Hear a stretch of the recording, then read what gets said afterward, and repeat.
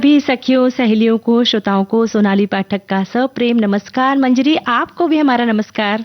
सोनाली जी, आपको और सुनने वाले हमारी सभी सखियों को और श्रोता भाइयों को प्यार भरा मंजरी का नमस्कार। और थोड़ा सा आप कहेंगे अच्छा सा भीनी भीनी हवाएं आए सब तरफ और बादल भी आए, जहां पानी नहीं बरस रहा वहां बरसे। ये हम प्रार्थना करते हैं। ये प्रार्थना करते हैं और ये दिली तमन्ना भी है। और देखो ना, बादलों का जो परिवार था ना, वो इधर से उधर चला गया, यानी हमारे साथ में लुका छिपी खेल रहे हैं बादल। हाँ, है ना? अभी तो उन्होंने कहा कि नहीं, अब यहाँ बहुत बरस लिया, अब चलो चलते कहीं और, तो कहीं और चले गए। लेकिन कभी न कभी रात में आके थोड़ा बहुत बरस जाते हैं। और जब रुक जाती है बारिश तो हम पसीने से भीग जाते हैं। बिल्कुल। तो मौसम ऐसे ही चल रहा है, लेकिन मौसम में अपनी सावधानियां भी बहुत जरूरी होती है ना। बहुत सावधानी रखना जरूरी है, क्योंकि ऐसा होता है ना, जब हम घर से बाहर निकलते हैं तो ऐसा लगता है कि छाता रख लिया जाए, फिर ऐसा लगता है अरे छाता फालतू में रख लिया, हमें तो गोगल रखना था। सही बात है। और देखो, इसी के साथ देखो हम लोग अपने विषय की ओर भी बढ़ चलते हैं। वो भी हमें ध्यान रखना है कि भाई आज तो मकई के व्यंजन के बारे में बातें होंगी। हमारे साथियों ने बहुत सारी चीजें लिखकर भेजी है। हाँ, बहुत सारे हमारे साथियों ने मकई के व्यंजन लिखकर भेजे हैं। पर जब झमाझम बारिश होती है ना, उसी वक्त वो मकई के व्यंजन खाने में और भी आनंद आ जाता है। हालांकि बाजार में बहुत सारी नरम नरम मुलायम सी मकई के दाने आ चुके हैं, तो जब बारिश गिरेगी ना तो उस वक्त मकई के पकौड़े बनाएंगे, उसकी चाट तो बनती ही है। और बहुत सारे मीठे व्यंजन भी मकई के बनते हैं, जैसे हमारे मकई का हलवा, मकई का सूप बनता है, मकई की खीर, यानी अनंत है ना? और फिर देखो, हमारी बातें होंगी पड़ोसी हमारे सच्चे मित्र। ये भी बड़ा प्यारा सा विषय है और सबके विचार भी आ गए हैं। तो आप भी बता सकते हैं कि आपका कौन सा प्यारा सा पड़ोसी है, अच्छा मित्र है, ये भी बता सकते हैं। और साथ में मंजरी, जब पड़ोसी का जिक्र चलता है तो व्यंजन जो है ना, कटोरी में डाल के पड़ोसियों को भी दिए जाते हैं। होता है। और साथ में कभी कभी चीनी खत्म हो गई, चाय की खत्म हो गई, इसका भी तो होता और है। वो थोड़ा थोड़ा कम होते जा रहा है, पर उसमें जो प्यार होता था ना, उसमें जो उनकी जो छोटी सी एक कटोरी भर के जो व्यंजन आता था ना, उससे जो हम घर में भी लड़ाई होती कि अरे थोड़ा मेरे लिए भी रखना। वो आंटी, जो पड़ोस वाली आंटी, उनकी जो फलानी सब्जी है वो बहुत अच्छी लगती है। तो ये आदान प्रदान फिर से अगर शुरू हो जाए तो उसमें क्या बात होगी। नहीं, कहीं कहीं पे तो देखो सोनाली होता भी है। अभी हमारे जो अच्छे अच्छे पड़ोसी होते हैं वो एक दूसरे को कुछ ना कुछ बना के देते रहते हैं। और शब्द हमारा विचार आपके, इसमें भाई हिम्मत की बात होगी। और जब हम कभी संकट में आ जाते हैं, संकट की घड़ी आप पड़ती है हमारे जीवन में, उस वक्त हमें हिम्मत देने के लिए हमारे पड़ोसी ही सबसे पहले आते हैं। बिल्कुल। और साड़ियों का संसार, इसमें सोनाली आज किस साड़ी की बात करने वाले हम लोग? आज हम अरनी सिल्क की जानकारी देंगे। और हमारे बहुत सारे साथियों ने, हमारे श्रोता भाइयों ने, हमारी बहनों ने इस विषय में भी बहुत सारे कमेंट्स लिखना शुरू कर दिए हैं। अरनी साड़ी को अरनी भी और अरनी दोनों भी बोला जाता है, यानी अरनी भी कहते हैं और अरणी भी कहते हैं। जी। और विश्व युवा कौशल दिवस की बात करने वाले हैं आज हम। तो सबसे पहले तो विश्व युवा कौशल दिवस की सभी को बधाई दे देते हैं कि सब लोग के बच्चे जो है वो अपने अपने हुनर से आगे बढ़ें, है ना, और खूब तरक्की करें। और हम लोग आगे बढ़ते हैं गीत के साथ। सुनते हैं।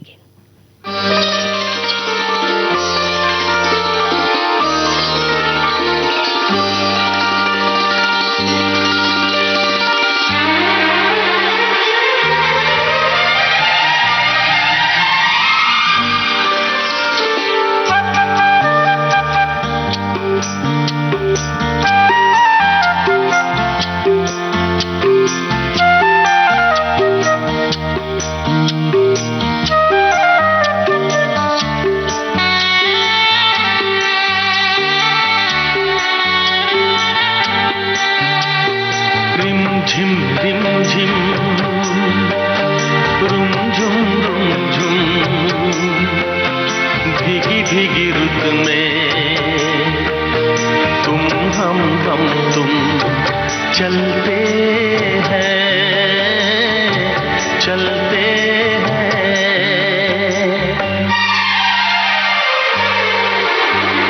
बचता है जल तरंग टीम की छत पे जब मोतियों जैसा जल बरसे, बूंदों की ये झड़ी लाई है वो घड़ी जिसके लिए हम तरसे। बचता है जल तरंग टीम की छत पे जब मोतियों जैसा जल बरसे, बूंदों की ये झड़ी लाई है वो घड़ी जिसके लिए हम तरसे। रिमझिम रिमझिम रिमझिम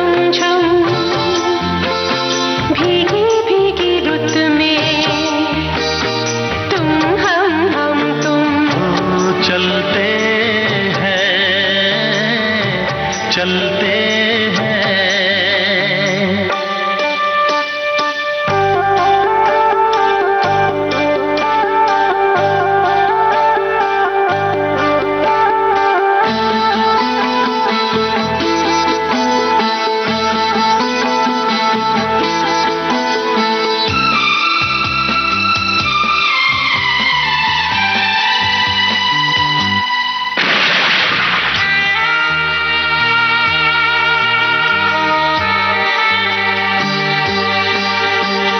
बादल की चादरें ओढ़े है वादियाँ, सारी दिशाएं सोई है।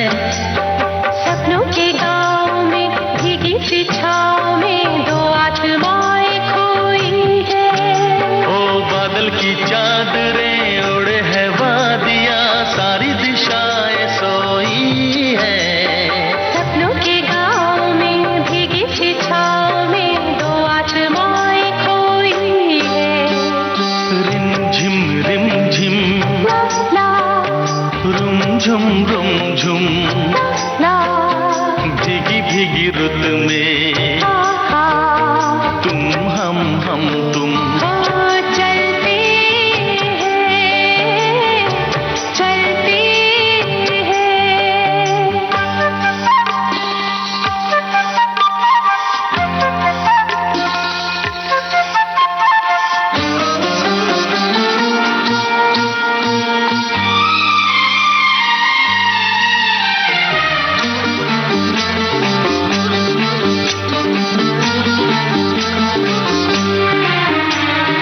आई है देखने झीलों के आईने, बालों को खोले घटाई। राहें धुआं धुआं जाएंगे हम कहाँ, आओ यहीं रह जाए। आई है देखने झीलों के आईने, बालों को खोले घटाए। राहें धुआं धुआं जाएंगे हम कहाँ, आओ यहीं रह जाए। रिमझिम रिमझिम रिमझिम रुमझुम रुमझुम, रुमझुम भीगी भीगी रुत में हे तुम हम तुम। ओ चलते हैं, चलते हैं। रिमझिम रिमझिम रिमझिम रिमझिम रुमझुम रुमझुम, रुमझुम रुमझुम, भीगी भीगी रुत में भीगी भीगी रुत में तुम हम तुम। चलते हैं, चलते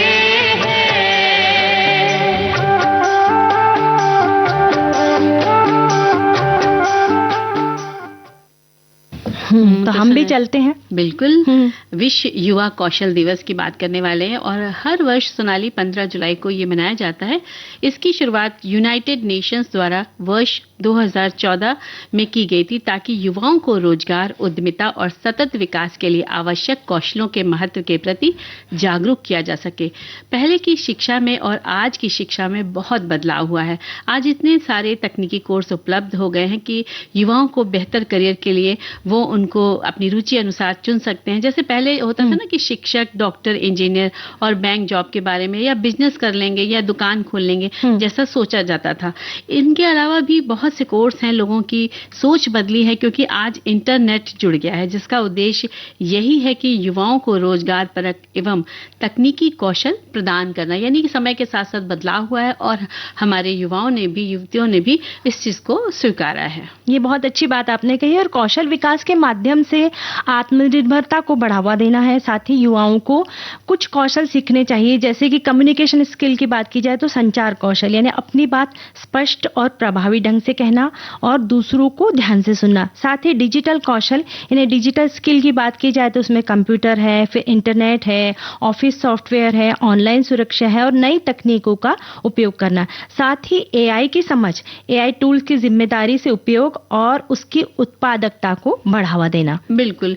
और समस्या समाधान और तार्किक सोच, कठिन परिस्थितियों में सही निर्णय लेने की क्षमता, नेतृत्व कौशल, लीडरशिप स्किल्स की बात की जाती है तो टीम का मार्गदर्शन करना और जिम्मेदारी निभाना भी युवाओं के लिए बहुत जरूरी है। और टीम वर्क, दूसरों के साथ मिलकर काम करना और सहयोग की भावना रखना, इस तरह की जो स्किल्स हैं वो भी बहुत मायने रखती है। और समय प्रबंधन, समय का सही उपयोग कर लक्ष्य, समय पर जो लक्ष्य होता बांधा किया जाता है उसको पूरा करना होता है। और साथ ही वित्तीय साक्षरता यानी फाइनेंशियल लिटरेसी, यानी बजट बनाना, बचत, निवेश और धन का सही प्रबंधन, साथ ही उद्यमिता यानी नए विचारों को व्यवसाय में बदलने और रोजगार सृजित करने की क्षमता रखना, साथ ही रचनात्मकता और नवाचार यानी नए विचारों पर काम करना, अलग अलग सोच को विकसित करना, और साथ ही इमोशनल इंटेलिजेंस यानी भावनात्मक बुद्धिमत्ता यानी अपनी और दूसरों की भावनाओं को समझना और संतुलित व्यवहार करना। बिल्कुल। और सोनाली, इसके साथ साथ भाषा कौशल, हिंदी के साथ साथ अंग्रेजी या अन्य भाषाओं का ज्ञान, अनुकूलन क्षमता यानी बदलती परिस्थितियों और नई तकनीकों के साथ स्वयं को बदलना या ढालना, प्रस्तुतिकरण और सार्वजनिक भाषण यानी आत्मविश्वास के साथ लोगों के सामने अपने विचार रखना, जीवन कौशल, लाइफ स्किल्स, अनुशासन, ईमानदारी, आत्मविश्वास, धैर्य, निर्णय क्षमता और सकारात्मक सोच को समझना। आज युवाओं के लिए केवल डिग्री पर्याप्त नहीं है, बल्कि ऐसे कौशल भी आवश्यक हैं जो उन्हें आत्मनिर्भर और सक्षम और सफल बना सके। और वैसे ही होता है ना कि आजकल पढ़ाई के साथ साथ माता पिता जो बच्चे 7th, 8th, 9th स्टैंडर्ड में आ गए कि इस तरह के उन्हें कोचिंग भी के लिए भी भेजते हैं, ताकि जो बचपन से ही ये सारी क्षमताएं वो डेवलप कर लेते हैं, अगर विकसित कर लेते हैं तो आगे चल के उन्हें नौकरी में बहुत फायदा होता है। और इसी तरह की बात हमारे साथी ने भी लिखा है कि विश्व युवा कौशल दिवस हर साल 15 जुलाई को मनाया जाता है। इसका मुख्य उद्देश्य युवाओं को रोजगार, अच्छे कार्य उद्यम के लिए आवश्यक तकनीकी और व्यावसायिक कौशल से प्रशिक्षित करना है। संयुक्त राष्ट्र महासभा द्वारा 18 दिसंबर 2014 को एक प्रस्ताव पारित कर दिया गया था और प्रतिवर्ष इस दिन को मनाने की घोषणा की गई। बिल्कुल। और एक साथी हमारे लिखते हैं कि आज के समय में केवल शैक्षिक डिग्री ही नहीं बल्कि विभिन्न क्षेत्रों में व्यवहारिक कौशल भी सफलता की कुंजी बन चुके हैं। कंप्यूटर, संचार, तकनीकी शिक्षा, उद्यमिता और डिजिटल कौशल युवाओं को रोजगार और स्वरोजगार के बेहतर अवसर प्रदान करते हैं। भारत में स्किल इंडिया मिशन और प्रधानमंत्री कौशल विकास योजना जैसे पहले इसी दिशा में महत्वपूर्ण भूमिका निभा रही हैं। विश्व कौशल दिवस का संदेश है, कौशल ही आत्मनिर्भरता और उज्जवल भविष्य की पहचान है। तो अपनी स्किल्स को डेवलप करना चाहिए। और एक साथी ने और भी लिखा है कि कुकिंग स्किल्स से तकनीकी का उपयोग करके भी आप लाभ उठा सकते हैं। बहुत लाभ उठा रहे हैं। कितनी सारी गृहिणियां जो है वो अपनी कुकिंग स्किल, पहले जो पुराना जमाना हुआ करता था ना कि हम सिर्फ घर में ही खाना बनाते थे, पर आज जो अलग अलग प्रांत के लोग जो हैं वो दूसरे प्रांत की डिशेस खाना पसंद कर रहे हैं, और जिससे जो गृहिणियां हैं जिनमें कुकिंग की स्किल है उन्हें भी रोजगार मिल रहा है। बिल्कुल। और जो हमारी जो लड़कियां भी हैं वो भी अच्छी क्वालिफाइड हैं, एजुकेशन अच्छी नहीं है, लेकिन उसके बाद भी वो अच्छी डिशेस बना के कुकिंग स्किल्स को बढ़ावा देकर के कुछ ना कुछ अपना आर्थिक रोजगार, अपने लिए आर्थिक धन कमा रही हैं। तो कहना चाहिए कि आपके अंदर जो भी गुण है, जो भी शौक है, आप उसको आगे बढ़ाइए और अपनी आर्थिक मदद आप परिवार को भी कर सकते हैं और खुद भी कर बहुत अच्छा है। यानी बस अपने अंदर झांक कर देखने की जरूरत है कि हमारा ऐसा कौन सा प्लस पॉइंट है जिसमें हम बहुत आगे बढ़ सकते हैं या पैसा कमा सकते हैं। और हम अब आगे बढ़ेंगे गीत के साथ। जी।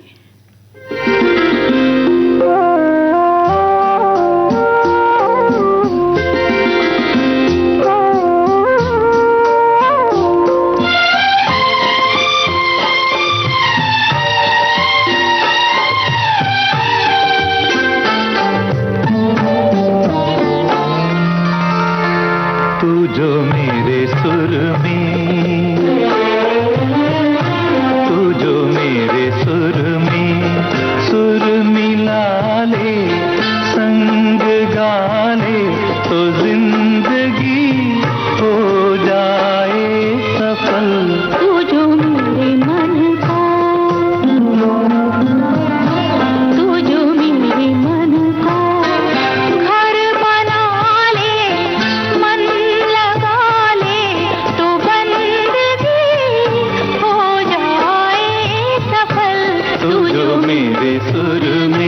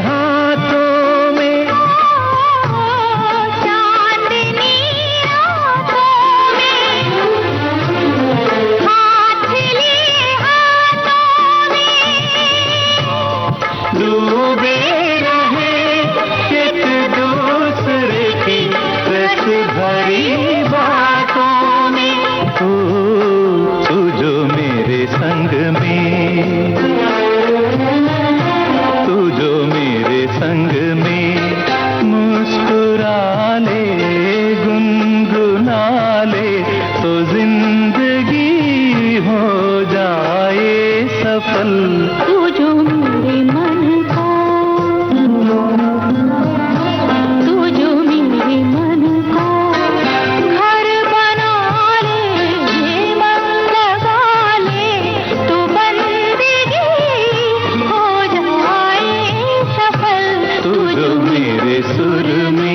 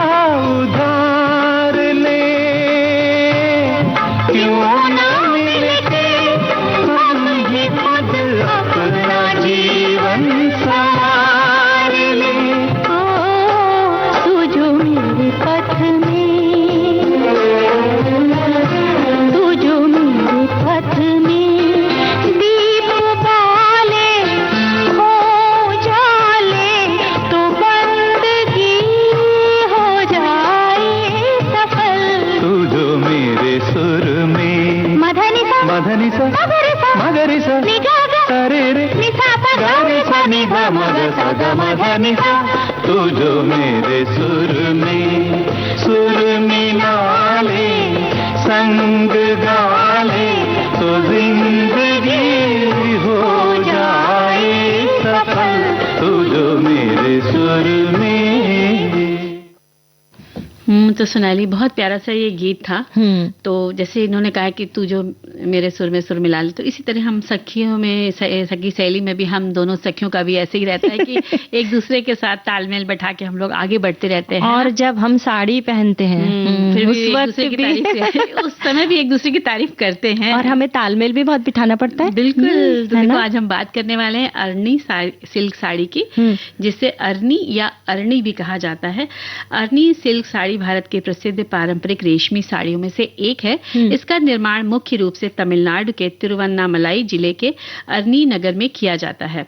ये साड़ी अपनी बेहतरीन बुनाई, शुद्ध रेशम, आकर्षक रंगों, टिकाऊ गुणवत्ता और शानदार जरी के काम के लिए पूरे देश में प्रसिद्ध है। दक्षिण भारत की सांस्कृतिक पहचान मानी जाने वाली ये साड़ी आज देश विदेश के फैशन प्रेमियों की भी पसंद बन चुकी है। और अरनी में रेशमी साड़ियों की बुनाई का इतिहास लगभग 300 से 400 वर्ष पुराना माना जाता है। विजयनगर साम्राज्य और उसके बाद के शासकों के समय इस क्षेत्र में रेशम उद्योग को विशेष संरक्षण मिला था, और समय के साथ यहाँ के बुनकरों ने अपनी पारंपरिक कला को नई तकनीकों के साथ जोड़ा, जिससे अरनी सिल्क साड़ियों की अलग पहचान बनी है। आज भी अरनी में अनेक परिवार पीढ़ी दर पीढ़ी इसी शिल्प से जुड़े हुए हैं, और ये कला केवल आजीविका का साधन नहीं है, बल्कि उनकी सांस्कृतिक विरासत भी है। बिल्कुल। और अरनी सिल्क साड़ी का निर्माण कई चरणों में पूरा होता है, जैसे रेशम का चयन। उच्च गुणवत्ता वाले मलबेरी शहतूत रेशम का उपयोग किया जाता है। धागों की रंगाई, रेशम के धागों को विभिन्न आकर्षक और टिकाऊ रंगों में रंगा जाता है। ताना बाना तैयार करना, करघे पर धागों को सावधानी पूर्वक व्यवस्थित किया जाता है। और जरी का उपयोग असली या उच्च गुणवत्ता वाली जरी के बॉर्डर और पल्लू बुने जाते हैं। और साथ ही हाथ करघे पर बुनाई की जाती है। अनुभवी बुनकर कई दिनों तक मेहनत करके एक साड़ी तैयार करते हैं, और तैयार साड़ी की मजबूती, रंग और डिजाइन की जांच की जाती है। और एक उत्कृष्ट अरनी साड़ी बनने में मंजरी 7 से 20 दिन तक, और जबकि जटिल डिजाइन वाली साड़ियों में इससे भी अधिक समय लग सकता है। और इस साड़ियों में चौड़े और आकर्षक जरी बॉर्डर होते हैं, जिनमें मंदिर, मोर, आम, कमल, बेल बूटे और जामिती डिजाइन होती है। और ये साड़ी वजन में बहुत हल्की होती है और जिसके कारण लंबे समय तक पहनने में आरामदायक होती है। साथ ही मजबूत बुनाई के कारण वर्षों तक सुरक्षित रहती है। और तमिलनाडु में विवाह, धार्मिक उत्सव, समारोह और पारिवारिक आयोजनों में अरनी सिल्क साड़ी विशेष रूप से पहनी जाती है। ये शुभता, समृद्धि और पारंपरिक भारतीय संस्कृति का प्रतीक मानी जाती है। दक्षिण भारतीय दुल्हनों के विवाह संग्रह में इसका विशेष स्थान होता है सोनाली। और अरनी के हजारों बुनकर इस पारंपरिक उद्योग से जुड़े हैं। वे आधुनिक डिजाइनों को अपनाते हुए भी अपनी प्राचीन बुनाई शैली को संरक्षित किए हुए हैं। उनके धैर्य, मेहनत और कलात्मक कौशल के कारण ही अरनी सिल्क साड़ी विश्व भर में सम्मान प्राप्त कर रही है। और साथ ही स्थानीय स्तर पर हजारों लोगों को रोजगार मिलता है। भारत के विभिन्न राज्यों और विदेशों में इन साड़ियों का निर्यात होता है और तमिलनाडु के हस्तकरघा उद्योग और ग्रामीण अर्थव्यवस्था को ये साड़ियां सशक्त बनाती है। महिला स्वयं सहायता समूह और सहकारी समितियां भी इस उद्योग को बढ़ावा देने में महत्वपूर्ण भूमिका निभाती है। अरनी साड़ियों को केवल ड्राई क्लीन करवाना चाहिए और सूती कपड़े में लपेट कर रखना चाहिए और सीधे धूप में लंबे समय तक ना रखें। यानी साड़ियों को धोना बिल्कुल नहीं है। बिल्कुल, बहुत अच्छी सी जानकारी दी सोनाली तुमने। और समय समय पर साड़ी को मोड़ बदलते रहने, जो तह होती है उसको बदलते रहना चाहिए ताकि रेशम और जरी सुरक्षित रहे। अरनी सिल्क साड़ी केवल एक परिधान नहीं बल्कि भारतीय हस्तकरघा परंपरा, उत्कृष्ट शिल्पकला और सांस्कृतिक गौरव का जीवंत प्रतीक है। इसकी बारीक बुनाई, शानदार रंग संयोजन और आकर्षक जरी का काम इसे भारतीय रेशमी साड़ियों में विशिष्ट स्थान दिलाता है। और ये साड़ी हमें उन कुशल बुनकरों की अथक मेहनत और सदियों पुरानी कला की याद दिलाती है जिन्होंने अपनी विरासत को आज भी जीवित रखा है। इसलिए अरनी सिल्क साड़ी भारतीय संस्कृति और हस्तशिल्प की एक अमूल्य धरोहर मानी जाती है। और हम सभी सखियां जो है वो अपने अपने वार्डरोब में चेक कर ले कि ये साड़ी है कि नहीं है, और नहीं है तो खरीद ले। और फिलहाल ये सुने गीत सुनते।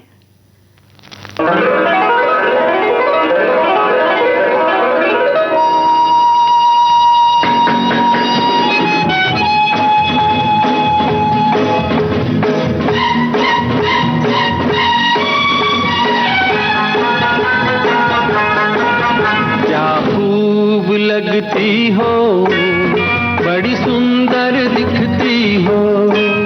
क्या खूब लगती हो, बड़ी सुंदर दिखती हो। फिर से कहो, कहते रहो, अच्छा लगता है।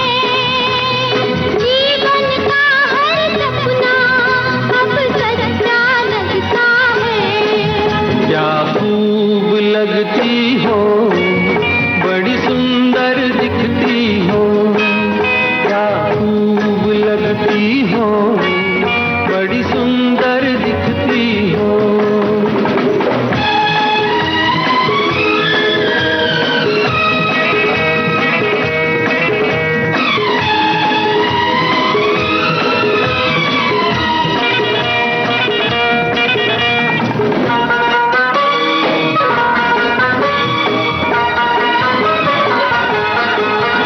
तारीफ करोगे कब तक, बोलो कब तक। मेरे सीने में सांस रहेगी जब तक।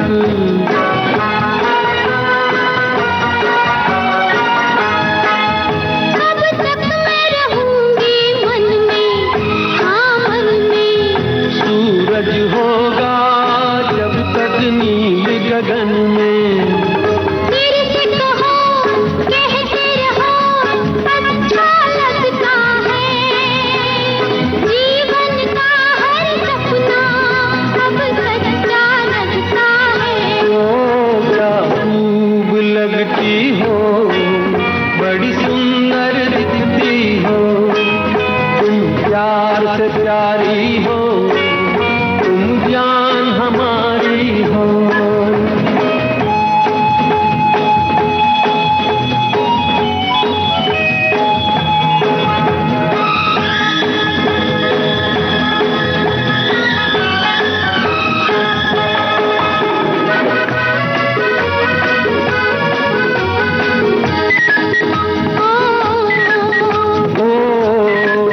खुश हो न मुझे तुम पाकर, मुझे पाकर। प्यासे दिल को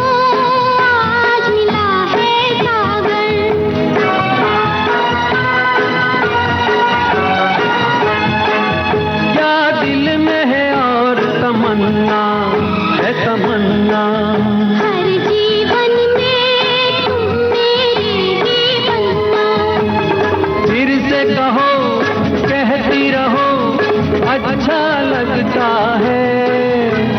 जीवन का हर सपना अब सच्चा लगता है। ओ क्या खूब लगती हो, बड़ी सुंदर दिखती हो।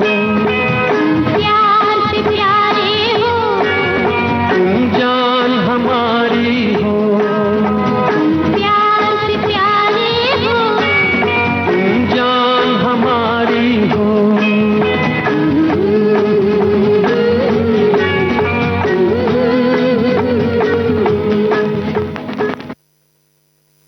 तो सोनाली देखो कितनी अच्छी सी बातें हैं इस गाने में भी थी, है ना? तो कि साड़ी- जब हमारी कोई सहेली साड़ी पहन के जाती है तो अब अगर हम बोले कि क्या खूब लगती हो, बड़ी सुंदर दिखती हो, तो वो कितनी खुश हो जाती है ना। बिल्कुल, क्योंकि देखो आज भी जब आई थी तो हम लोग ऐसी ही बातें कर रहे थे ना। साड़ी तो नहीं, लेकिन हाँ कुर्तों पे हम लोग ऐसे कमेंट्स कर रहे थे। ऐसी बातें हो जाती हैं जब सखियां मिलती हैं। यानी ये जो छोटी सा जो तारीफ, जो छोटा सा शब्द है ना, ये हम सभी का मनोबल कई गुना बढ़ा देता है। तो और- बीच बीच में से तारीफ करते रहना चाहिए। तारीफ करने के लिए भी देखो बड़ी हिम्मत क्या कर लेना चाहिए रहता है या फिर किस तरह से किस हमारी भाव से हिम्मत तारीफ बढ़ करें। जाती है। हमारी हिम्मत भी बढ़ जाती है। और हम अभी हम लोग बात भी करेंगे हिम्मत के विषय में कि हिम्मत कैसे अपने अंदर रखनी चाहिए कि हर मुसीबत का सामना भी हम अच्छे से कर सकें।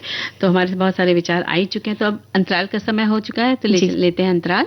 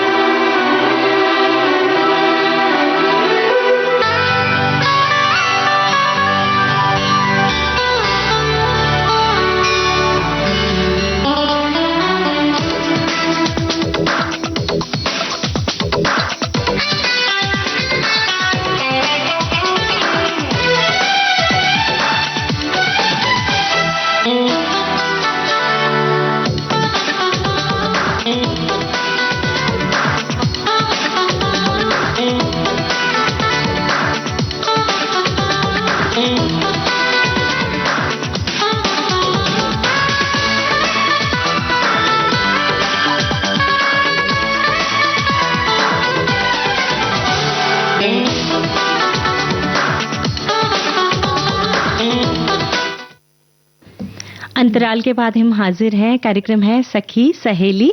और हम लोग बात करने वाले हैं शब्द हमारा विचार आपका। इसमें हम लोग हिम्मत के बारे में बात करने वाले हैं। तो सोनाली, देखा जाए जब भी हम हिम्मत की बात करते हैं जी, तो केवल कठिन समय में आगे बढ़ने का नाम हिम्मत नहीं है, बल्कि सही समय पर सही निर्णय लेने की शक्ति भी है। और हर जगह हिम्मत दिखाना समझदारी नहीं होती। जहां विवेक और धैर्य की आवश्यकता हो, वहां केवल साहस नहीं बल्कि संयम भी जरूरी होता है। हिम्मत कहाँ कहाँ रखनी चाहिए? सच्चाई का साथ देने में, चाहे परिस्थितियां कितनी भी कठिन क्यों ना हो। गलत के खिलाफ आवाज उठाने में, अन्याय और अत्याचार को चुपचाप सहन नहीं करना चाहिए। यहाँ पर भी हमें हिम्मत दिखानी चाहिए और अपने सपनों को पूरा करने में भी हिम्मत दिखानी चाहिए। असफलताओं से घबराकर हार नहीं माननी चाहिए। ये तो बहुत सही बात आपने कही है। एक हमारे साथी लिखते हैं कि हिम्मत वो दीपक है जो अंधेरों में भी जलता है, हर मुश्किल के सामने सीना तान कर चलता है। राहों में चाहे कितने भी तूफान आ जाए, हिम्मत वाले कदम पीछे नहीं हट पाए। गिरकर उठना फिर आगे बढ़ जाना, सपनों को सच करने का यही अफसाना है। जो डर को अपनी मंजिल के बीच न आने दे, वही इंसान सफलता का आसमान छू ले। हिम्मत से ही जीवन में नई राहें बनती है, इसी से जीत की खुशियां और उम्मीदें बनती हैं। और एक हमारे साथी लिखते हैं कि जिसके पास हिम्मत होती है उसके लिए असंभव भी एक दिन संभव बन जाता है। हिम्मत वो आवाज है जो हर हार के बाद भी कहती है एक बार और कोशिश करो। ये तूफानों से लड़ना नहीं बल्कि उनके बीच मुस्कुराते हुए आगे बढ़ना सिखाती। बहुत सुंदर सी बात लेकर हमारे साथियों ने भेजी है। एक साथी कहते हैं कि हिम्मत का अर्थ केवल शारीरिक बल से नहीं बल्कि एक मानसिक और आत्मिक शक्ति है। जब व्यक्ति मानसिक रूप से हार मानने से इनकार कर देता है तो वही उसकी असली हिम्मत कहलाती है। ये डर की अनुपस्थिति नहीं बल्कि डर के बावजूद आगे बढ़ने का नाम है। जीवन में आने वाले उतार चढ़ाव और संघर्ष हमें नया अनुभव देते हैं। हिम्मत रखने वाले लोग इन अनुभवों से अपने भविष्य की नई कहानी लिखते हैं। सकारात्मक दृष्टिकोण, सकारात्मक और प्रेरणादायक विचार आपके भीतर हिम्मत की एक नई ऊर्जा का संचार करते हैं। बिल्कुल। और हमारे साथी लिखते हैं कि हिम्मत शब्द का अर्थ साहस, बहादुरी और हौसला होता है। हम बोलचाल की भाषा में इसका बहुत आयत प्रयोग करते हैं। हम तो हिम्मत हार गए, या इस फैसले से हमारी हिम्मत बढ़ गई। ये व्यक्ति की वो मानसिक शक्ति है जो उसे किसी कठिन परिस्थिति, डर या खतरे का निडरता से सामना करने और बड़े संकल्प को पूरा करने की प्रेरणा देती है। डर पर काबू पाने की क्षमता साहस को दर्शाता है, किसी मुश्किल काम को करने का पक्का इरादा। जब कोई दिलेरी, पराक्रम की बात होती है, इसे पराक्रम, दिलेरी, शौर्य, जीवट भी कहा जाता है। एक साथी कहते हैं, एक मुहावरा है, हिम्मत मर्दा तो मदद खुदा। अगर हम कोई असंभव कार्य करने की हिम्मत करते हैं तो खुदा यानी ईश्वर जरूर मदद करेगा। बस आपको खुद पर विश्वास रखते हौसला बढ़ाए रखना है। फिर वो व्यापार करने वाले हो, कारोबारी हो, पढ़ाई कर रहे हो, विद्यार्थी हो, हिम्मत से जीवन नैया पार लगा सकते हैं। और एक हमारे साथी लिखते हैं कि हिम्मत वो आंतरिक शक्ति है जो इंसान को विपरीत परिस्थितियों में भी मजबूत बनाए रखती है। ये डर को खत्म नहीं करती, बल्कि डर की मौजूदगी में इंसान को आगे बढ़ने का हौसला देती है। इसी से इंसान को सफलता मिलती है। हिम्मत वो सीढ़ी है इनको लिखना है जो हर हार को भी जीत में बदल देती है। बहुत सुंदर सी बात है कि हिम्मत अगर होगी, अगर उसकी सीढ़ी पर हम चढ़ गए तो हमारी हार जो होती है ना, वो भी जीत में बदल जाती है। और हिम्मत तो हमें देखो दिखानी पड़ती है। अभी कोई नया काम हम सीखते हैं, नई चीज सीखना चाहते हैं, जैसे वाहन चलाना, स्कूटर चलाना या कार चलाना है, तो हमें हिम्मत तो दिखानी ही पड़ती है, तभी हम सीख सकते हैं। बच्चों को भी हमें हिम्मत देना पड़ता है। जब नए नए बच्चे चलना सीखते हैं तब भी डरते हैं, पर माँ जब उसे थाम लेती है कि डरो नहीं, हम हैं साथ में, तो वही हिम्मत उसकी ताकत बन जाती है। बिल्कुल। इसी तरह बच्चे जब पढ़ने वाले होते हैं, स्कूल जाने वाले होते, तो वो किताबें देख के डरते हैं, विषय देख के डरते हैं, उन्हें समझ में नहीं आता, तो उन्हें हिम्मत दिखानी पड़ती है, समझाना पड़ता है कि देखो अभी हम समझाते हैं, तुम समझ जाओगे, डरो मत, बिल्कुल डरने की जरूरत नहीं, दिमाग पर जोर मत दो, आराम से सुनो। तो ऐसी बातें करते तो उनकी हिम्मत और बढ़ जाती है, हौसला बढ़ जाता है, तो वो हर चीज कर लेते हैं। परीक्षा के समय में भी हिम्मत जुटाते हैं ना, हम हिम्मत बढ़ाते हैं बच्चों की, विद्यार्थियों की। देखो घबराओ नहीं, परीक्षा अच्छे से देना। अगर किसी ने पीठ पर हाथ थपथपा दी कि देखिए तुम अच्छा कर रहे हो, परिणाम अच्छे ही होंगे, और अगर परिणाम इधर उधर हो भी गए तो डरने की बिल्कुल भी बात नहीं है। इस तरह से अगर कोई हमारे इर्द गिर्द हिम्मत बढ़ाने वाले लोग होते हैं ना, तो हमारा जीवन बहुत सुंदर होता है। बिल्कुल सोनाली। और इसी के साथ साथ हमारे एक साथी और लिखते हैं, हिम्मत, साहस, हौसला, इसके कई रूप है। बड़ी से बड़ी स्थिति को डट कर सामना करना हिम्मत का काम है। किसी भी गलत बात के लिए आवाज उठाना बहुत हिम्मत का काम है। अपने मन की ना सुनकर सही राह पर चलना भी हिम्मत का काम है। कोई बात किसी की ना पसंद आए, सही ना लगे, उसको मना करना, ये भी बहुत हिम्मत की बात है। हिम्मत के रूप तो कई हैं। बचपन में तो मम्मी के सामने कुछ बोलने की हिम्मत भी नहीं हुआ करती थी। अगर गलती करते थे तो डांट पड़ जाती तो चुप रहकर सुन ही लेते थे। हिम्मत नहीं होती थी सर उठाने की। यानी पुराने जमाने की बात ही कुछ और हुआ करती थी। देखिए मम्मी ही नहीं भाई, पापा लोग से, पिताजी लोग से भी बड़े उनकी आंखों से ही डरते थे, उनकी आंखों से डरते थे। तो ये बात थी कि उस समय हम लोग अगर वो कुछ कहते थे तो हिम्मत नहीं होती थी कि हम उन्हें जवाब दें। आजकल पलट के जवाब सुनने को मिल जाता है, लेकिन उस समय ऐसा नहीं होता था। तो ये तो एक ऐसी आदतों की बात होती है, लेकिन हिम्मत अगर आपके अंदर है, हौसला है, तो हम बहुत कुछ कर सकते हैं। और हमारे फौजी भाइयों और सिपाहियों, सैनिकों में बहुत हौसला होता है, हिम्मत होती है कि सरहद पर खड़े होकर वो दुश्मनों से हमारी रक्षा करते हैं और देश के प्रति अपनी हिम्मत और जज्बे को दिखाते हैं। तो उनको हमें बहुत बहुत सलाम, नमस्कार करना चाहिए और गीत सुनना चाहिए।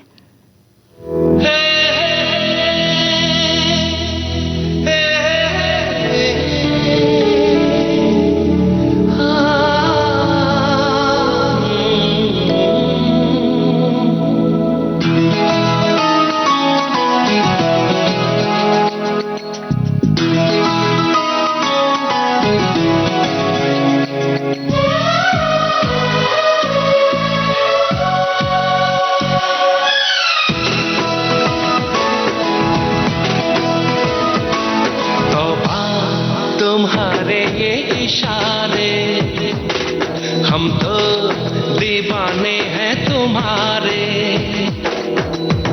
राज ये कैसे खोल रही हो, तुम आँखों से बोल रही हो, जादू जादू आते हैं तुमको सारे। तौबा तुम्हारे ये इशारे, हम तो दीवाने हैं तुम्हारे। छू लेते हो तारे जो दिल के, तुम ही बताओ तुमसे मिलके जानो दिल कोई क्यों न हारे। तौबा तुम्हारे ये इशारे।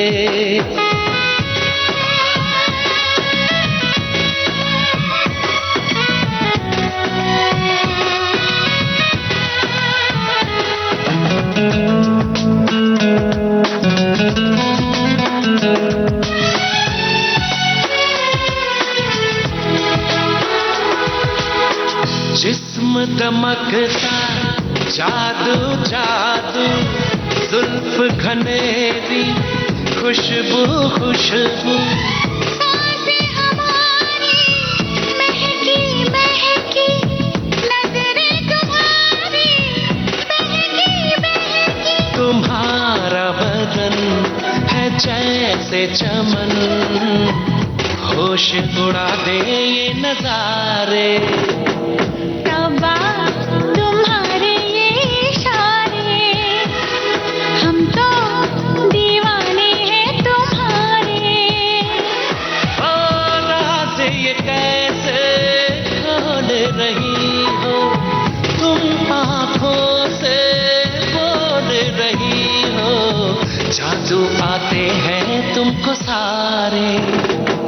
तौबा तुम्हारे ये इशारे।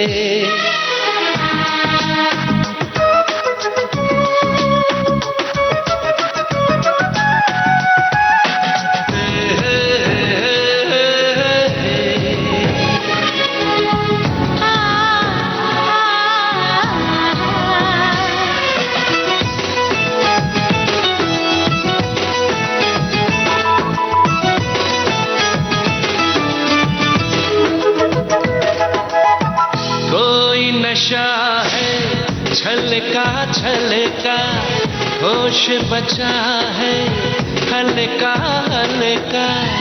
हम हैं जैसे खोए खोए, जागे लेकिन सोए सोए। मचलती रहो पिघलती रहो, बाहों के घेरे में हमारे। तौबा तुम्हारे ये इशारे, हम तो दीवाने हैं तुम्हारे। छू लेते हो तारे जो दिल के, तुम ही बताओ तुमसे मिलके जानो दिल कोई क्यों न हारे। तौबा तुम्हारे ये इशारे, हम तो दीवाने हैं तुम्हारे। रात ये कैसे खोल रही हो, तुम आँखों से बोल रही हो। जादू आते हैं तुमको सारे।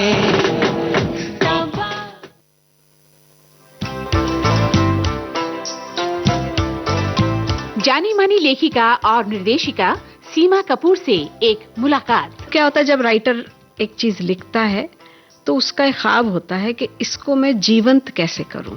अब इसको कलाकारों के साथ पीछे के पेड़ जंगल पहाड़ झरने इनको जीवंत करना है आपको, तो फिर आप निर्देशक बनना चाहते हैं और सारी लिमिटेशंस के साथ आप उन चीजों को सेलुलॉइड पे उकेरते हैं पेंटिंग की तरह। जरूर सुनिएगा ये दिलचस्प बातचीत बॉम्बे टॉकीज में 18 जुलाई शाम 4 बजे सिर्फ विविध भारती पर।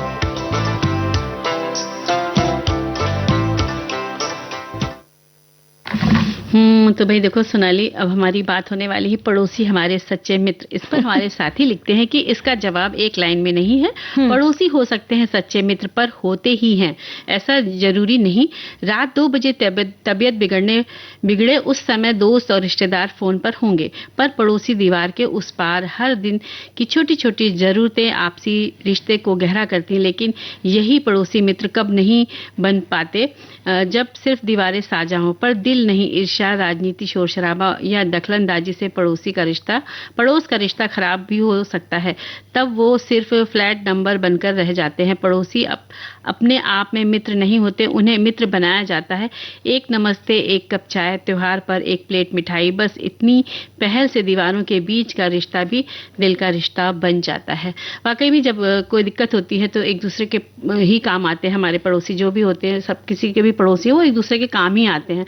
तो उनके साथ अपना संबंध बना के रखिए, क्योंकि रिश्तेदार तो दूर होते हैं। अचानक आपको दिक्कत आएगी तो वो ही आपके काम आएंगे, और आप उनको दिक्कत आती तो आप उनके लिए मदद के लिए खड़े हैं। हमारे एक साथी लिखते हैं मंजरी कि ये सच है कि पड़ोसी हमारे लिए रिश्तेदार से अधिक महत्वपूर्ण होते हैं, क्योंकि आपदा के समय रिश्तेदारों से पहले पड़ोसी ही काम आते हैं। हमारे साथ तो पड़ोसी के संबंध को प्रगाढ़ बनाने में उनके सबसे छोटे बच्चे ने बड़ी भूमिका निभाई है। 3-4 महीने से लेकर अब 1.5 साल का होने तक वो बच्चा हमारे साथ ऐसा घुल मिल गया है कि अब अपने घर से ज्यादा हमारे साथ रहता है। सुबह, दोपहर, शाम, देर रात कभी भी दादी बाबा कहते हुए दरवाजे पर आ जाता है, और हम भी उसके भोलेपन के व्यवहार से ऐसे बंध चुके हैं कि सब काम छोड़कर उसे बुला लेते हैं, और फिर हमारे घर में उसकी छोटी छोटी शरारतों से एकदम से रौनक आ जाती है। उस बच्चे ने अपने निश्चल और नटखट प्रेम से हम दोनों परिवारों को एक साथ बांध दिया है। क्या बात है, बहुत सुंदर। और एक साथी और लिखते हैं कि पड़ोसी हमारे सच्चे मित्र ही नहीं बल्कि सच्चे रिश्तेदार भी हैं, क्योंकि जब भी हमें कुछ प्रॉब्लम होती है तो सबसे पहले हमारे पड़ोसी हमारी मदद के लिए पहुंचते हैं। अभी कुछ दिन पहले मेरी तबीयत बहुत खराब हो गई थी, मुझे 4 दिन हॉस्पिटल में रहना पड़ा। वहां से लौटने के बाद बहुत परहेज वाला खाना खाने को कहा गया। मेरे घर के सामने वाली आंटी ने रोज कुछ ना कुछ बनाकर मेरे लिए भेजती थी, ताकि मेरी मम्मी को ज्यादा परेशानी ना हो।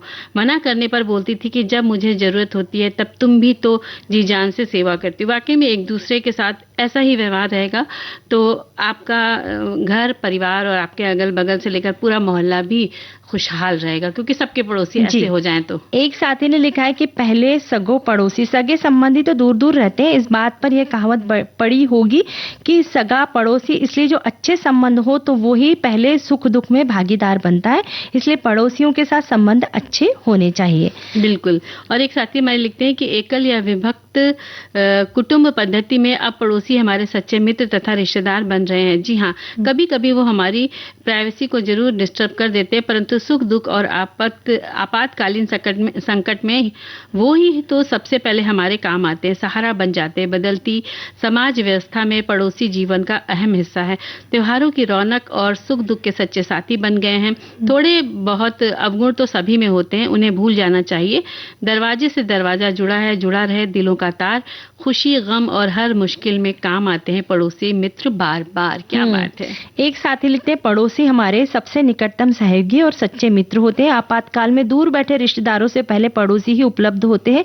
एक अच्छा पड़ोसी सुख दुख साझा कर जीवन को सुरक्षित बनाता है।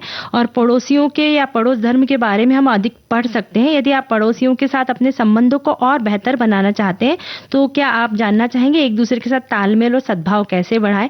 त्योहारों और समारोहों में सहयोग के तरीके, किसी भी अनबन को सुलझाने के उपाय हम जान सकते हैं। भैया एक उसमें कटोरी में डाल के कुछ मिठाई दे दी तो पड़ोसी भी ये जो संबंध जो है ना प्रगाढ़ करने में बहुत महत्वपूर्ण भूमिका निभाता है, ये छोटा सा बर्तन। बिल्कुल सही बात है। और एक साथी लिखते हैं सोनाली, पड़ोसी हमारे सच्चे मित्र हैं। अब ये बहुत अचंभित और कहानी सुनने जैसी बात लगती है। ऐसा नहीं कि पड़ोसी नहीं है, पड़ोसी आज भी है, पर आज की जो जेन जी अपनी दुनिया में खोए हुए हैं। प्राइवेट कॉलोनी में अब ये दूरियां बढ़ गई हैं। फ्लैट और सोसाइटी में ये ज्यादा दिखाई देती। मैंने कोरोना काल में प्राइवेट कॉलोनियों में को भी देखा और सोसाइटी और फ्लैट के सिस्टम में भी देखा है। फ्लैट वाले बहुत अच्छे पड़ोसी साबित हुए। प्राइवेट कॉलोनियों के हिसाब से हमारे जमाने की वो पड़ोसी नहीं कि किसके घर की दाल में आज कौन से मसाले की छौंक पड़ी है वो भी पता चल जाता था, और कहने पर बड़ी सौंधी सुगंध आ रही है तो कटोरी दाल भी आ जाती थी। या अगर कोई 2 दिन नहीं दिखाई दिया तो तीसरे दिन आपके घर आकर उनसे पूछ लिया गया, आप 2 दिन से दिखाई नहीं दे रहे हैं, क्या बात है। ये भावनात्मक नकारात्मक लगाव खत्म हो गया है, जो सचमुच चिंतनीय है। बहुत इन्होंने पते की बात बहुत सही बात की, और खासकर शहरों में बहुत ज्यादा दिखाई दे रहा है। छोटे शहरों में और गाँव में अभी भी लोग पड़ोसियों के घर हक से जाकर बैठते हैं, हक से खाना खाते हैं, वहीं पर रह भी जाते हैं। पर यहाँ पे शहरों में बहुत ही गंभीर परिस्थिति आ चुकी है। पर इस गंभीर परिस्थिति को हम हल्का करेंगे एक गाना सुनकर। जी। तेरे घर के सामने एक घर बनाऊंगा, तेरे घर के सामने दुनिया बसाऊंगा, तेरे घर के सामने एक घर बनाऊंगा, तेरे घर के सामने।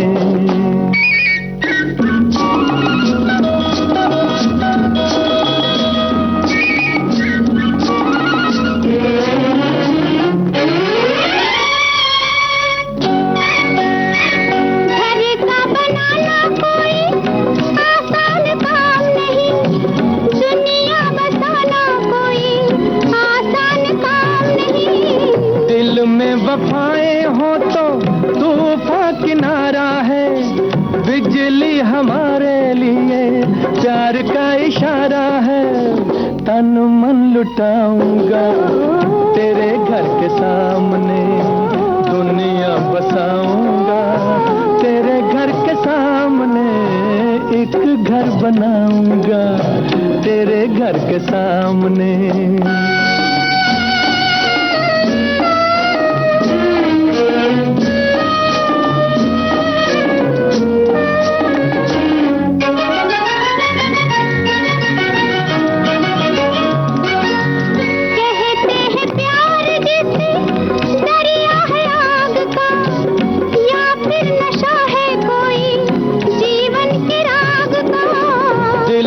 जो प्यार हो तो आग भी फूल है, सच्ची लगन जो हो तो पर्वत भी धूल है। तारे सजाऊंगा, तेरे घर के सामने दुनिया बसाऊंगा, तेरे घर के सामने एक घर बनाऊंगा, तेरे घर के सामने।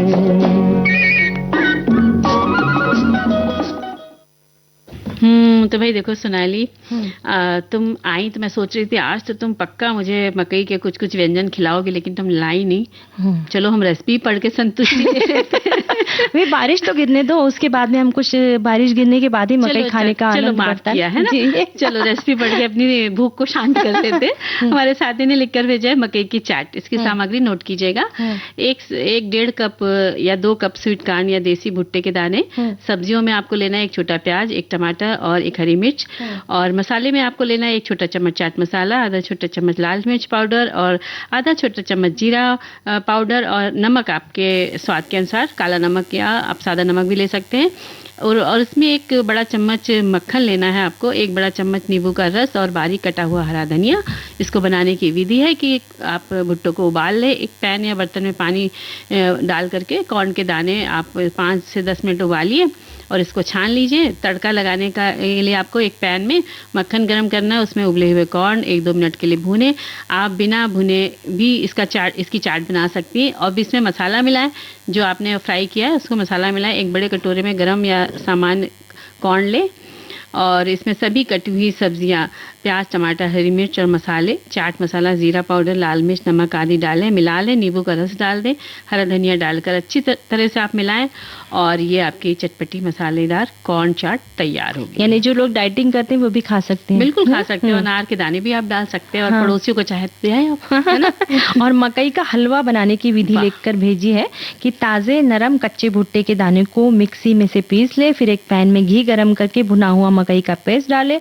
अब तब तक भुने जब तक वो पैन ना छोड़ने लगे, अर्थात पैन में चिपके नहीं। फिर इसमें दूध, चीनी और इलायची पाउडर डालकर गाढ़ा होने तक पकाए। तैयार है पौष्टिक मकई का हलवा। ऊपर से मेवे डालकर हलवा सर्व करें। और इसमें अगर आपने ज्यादा दूध डाल दिया और थोड़े से दाने ऐसे उबले हुए बिना पिसे हुए दाने डाल दे तो मकई की खीर भी बन सकती है। क्या बात है। और एक साथी लिखती है कि मेरे घर मकई की सब्जी बनती है, वो कुछ इस तरह से कि सबसे पहले बिना छिलके वाले साबुत मकइयों को हल्दी नमक पानी के साथ कुकर में उबाला जाता है। ठंडा होने पर इसके 1 से 3-4 पार्ट में इसको काटा जाता है। उबली हुई मकैया के टुकड़े प्याज, आलू, टमाटर की सब्जी में मिलाकर 4 मिनट तक पकाया जाता है ताकि सब्जी का मसाला मक्की के टुकड़ों में आ जाए। ग्रेवी गाढ़ी या पतली आप चाहो तो इसे रख सकते हो। और मकई के दानों की आप बेसन में मिला करके पकौड़े बना लीजिए, है ना। और एक है ना, सखी ने लिखा है कि भुट्टे के दाने का छिलका या चीला, यानी दाने को बारीक पीस लिया। अब इसमें कटी हरी मिर्च, नमक, 1-2 चम्मच बेसन या चावल का आटा या सूजी, बारीक कटा प्याज मिला ले और तवा पर इसका चीला बनाए। ये बहुत पतले नहीं बनते, थोड़े मोटे रहते हैं। अगर इसमें आप प्याज नहीं मिलाना चाहते तो बिना प्याज के बहुत अच्छी लगती है। चटनी या दही के साथ खाते, पर मैं तो कहूंगी किसी की जरूरत नहीं, खुद ही बहुत स्वादिष्ट और मीठे लगते हैं। और मकई ना 2 तरह की आती है, एक पीले रंग की मकई होती है और एक सफेद। तो पीले रंग के जो दाने होते हैं ना मीठे होते हैं, और सफेद वाले जो होते हैं इतने मीठे नहीं होते, यानी फीके होते हैं। हाँ। तो जब नमकीन डिश बनाना होता तब सफेद वाले मकई का इस्तेमाल करें तो ज्यादा अच्छी। तुमने बहुत अच्छी सी टिप्स दी है, तो बड़ा स्वाद आ गया इन सब व्यंजनों को सुन करके, देख करके और पढ़ करके। तो अब चलो एक गीत सुन लिया जाए। सुनते हैं गीत।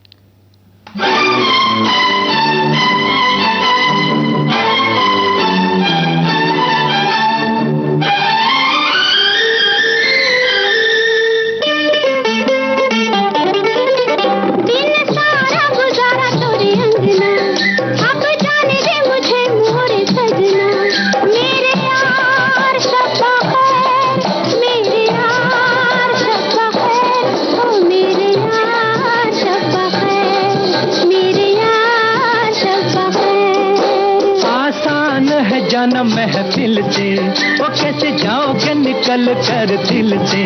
मेरे यार शब्बा खैर, मेरे यार शब्बा खैर, और मेरे यार शब्बा खैर, मेरे यार शब्बा खैर।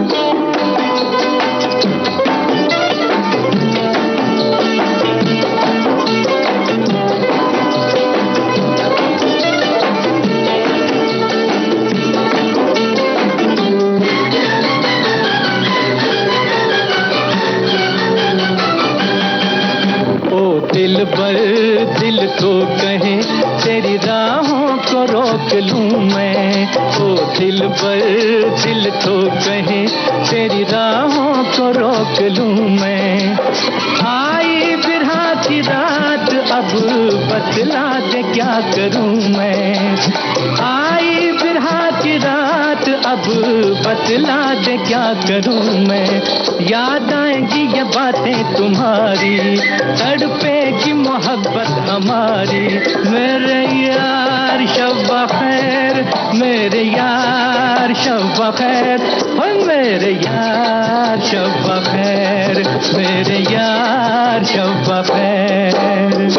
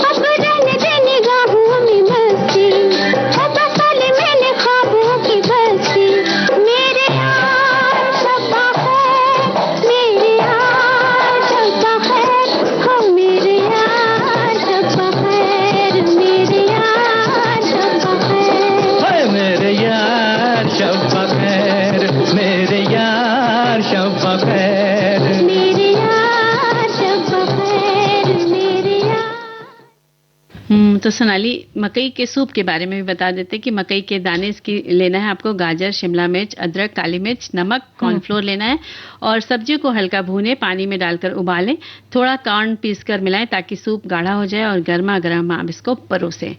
तो अभी जब सर्दियों के दिन आते हैं या फिर जब झमाझम बारिश गिरती है, जब वातावरण एकदम से ठंडा हो जाता है, उस वक्त ये गरम गरम सूप जो है ना, ये बहुत हमें अच्छा लगता है, बहुत भाता है। भले ही थोड़ी सर्दी हो जाए ना, उस वक्त भी ये सूप दे दे तो बहुत अच्छा लगता है। बिल्कुल। और सोनाली, जब हम किचन में जाते हैं, कुछ नई चीज हमें बनानी पड़ती है, तो उसके लिए हमें अपना कौशल भी दिखाना पड़ता है और साथ में हिम्मत भी बहुत दिखानी पड़ती है कि जो हम बना रहे हैं जी, वो सही बनेगा और लोगों को पसंद आएगा कि नहीं आएगा। और जब अच्छी चीज बनती है तो लगता है थोड़ी सी पड़ोसी को दे दे। तो यानी कहना चाहिए कि हमें आज के सारे विषयों को मिलाकर एक अच्छी नई शुरुआत करनी चाहिए, अपने पड़ोसियों को बढ़िया बढ़िया कुछ ना कुछ खिलाते रहना चाहिए। और श्रोताओं को कहते हैं हम धन्यवाद और लेते हैं इजाजत। आप सभी को सोनाली पाठक और मंश्री वर्मा का नमस्कार।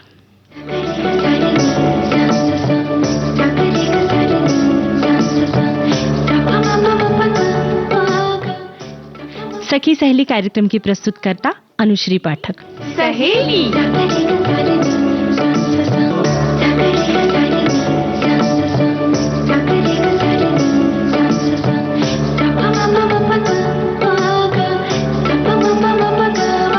सखी सहेली।